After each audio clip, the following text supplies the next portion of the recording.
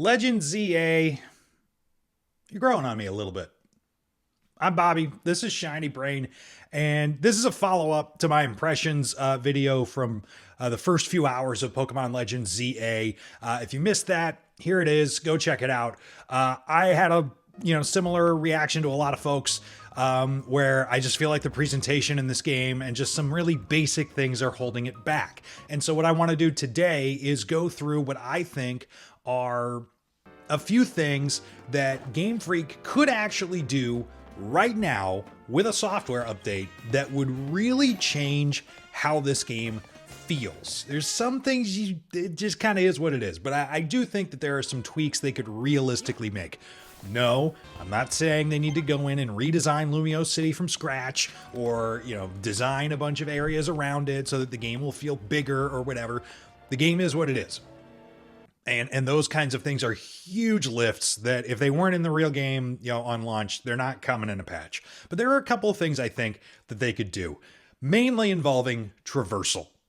The first thing that they could do that I swear would make this game like 12% less annoying just by itself. Let the Pokemon that are walking with you automatically gather stuff. Okay, so you're going through the game in the city. There's these mega stones that you need to break apart because you get little currency from them, and those can help you get mega stones and things that'll help you mega evolve your Pokemon. Problem is, you need to target them manually each time you see them in the overworld. The game gives you a bit of a break in that, if there's like a clump of them and you get one, it'll like give you credit for the surrounding area, but there's no science to that. It's impossible to know if you're going to get all of them or if there's going to be a straggler or something. The Pokemon should just do this. This is not a hard one. But if they're not going to do it, my next recommendation would be, why are there cooldowns in the overworld? Like, what are we guarding against with that? So, okay, if you want them to break the stones, fine. But there's other things that if you want to, if the game wants you to do that manually for whatever reason, fine. But there's other obstacles in the way that require specific types of attacks. So I understand the Pokemon moves would still be necessary, like these big mounds of goop. You need to use a water attack on them. And then you've got the, dry brush or whatever, you got to burn it. Like, sure. But, again, if there's a few of them in your way and your attack only gets one of them, you got to sit there and wait for your cooldown in the overworld. The cooldowns make sense in battle. It's, it's a parity tactic. It's balancing. I get it. But in the overworld, it's just a pain in the butt. Speaking of the overworld, why is it that the sprint button even exists? So, there's games like the Zelda games on Switch where stamina is a mechanic, where I guess it makes sense to have a dedicated sprint button. But why in this Pokemon game is there a dedicated sprint button? Why don't you just go? Why don't you there's very little reason why I wouldn't want to go as fast as realistically possible most of the time. Now I understand there are the there are the occasional platforming challenges where you want to be able to slowly and under control walk across these tiny little narrow things. So you don't want to dash through those. I get that.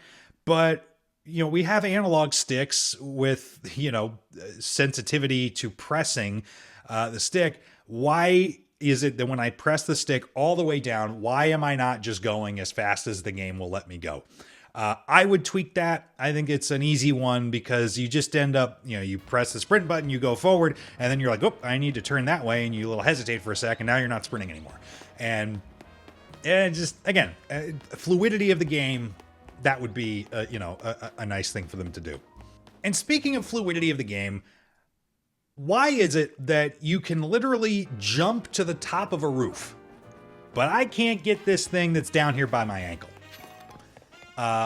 They need to clean this up a little bit. And I do think this is as easy as a patch, where you could just go in and give the player the ability to kind of step on more stuff. as it stands, it makes no sense. It creates lots of artificial barriers that I don't even think are gatekeeping in any meaningful way. It's just how the game works, and it doesn't let you get that thing you can clearly step on in real life. But the game's like, sorry, this game doesn't let you do that. So I would say that that's something that Game Freak could go in there and just tweak. Makes you feel like you're moving a little faster, makes the game, just go a little bit quicker. Because again, these are, so far, all the things I've talked about are things that are just like getting around or getting through the world, which, the world has its shortcomings, but exploring it shouldn't make you think as hard as this game kind of makes you think about some of this stuff. Like, why is this way? But my final tweak that I would make is actually related to the battling. And this is when your Pokemon comes in, it's vulnerable to attack for a few seconds before you even have the chance to, begin selecting what attack you would choose on your opponent. Now, I understand the idea maybe behind this is, well, in the main games, when you bring your guy in, you don't get the immediate turn. You get hit once, and that's probably the thought here. It just doesn't feel very good, and it also doesn't feel like the opponent is, subject to the same restriction. So I just think, again, like for the purposes of making this game, a full dash forward, just like feeling like you've got momentum in the game as you're playing it, I would remove or at least shorten that, beginning cooldown where you can't use any of your moves when you get thrown into a battle. So those are the tweaks that I would make. But I will say in general, having gotten now to the mid game solidly, the mix of the battling at night and, going through and maybe tackling some side quests by day and the rogue evolutions by day, those are getting more fun, and I think, it just kind of gets back to that core gameplay idea of Pokemon, which is like catch a monster, grow a monster, fight with the monster. And, as someone who's been with this series since Gen 1, it's been neat to see all these Gen 1 monsters be represented here. There's a lot of, cool opportunities to get some fan-favorite Pokemon in this game without spoiling too much. And I think that this is going to be one of those games that, kind of like the first Arceus, like, I think people will remember this being better than it was. I would, at the moment, I would still give this game like a 7. I know a lot of, some critics are giving it an 8. I've seen maybe the Rogue 9 here or there. I think a 7's about right, just because, for as much fun as this game is, you still look at it in 2025 and go like, this can't be it. There are things missing here that are standard across lots of other games that we expect, especially from a flagship $70 next-gen Nintendo game.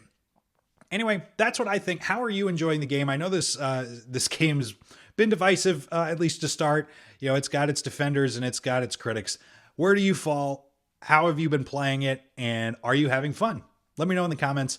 This has been Shiny Brain, and if you've liked this video, please subscribe. It means a lot.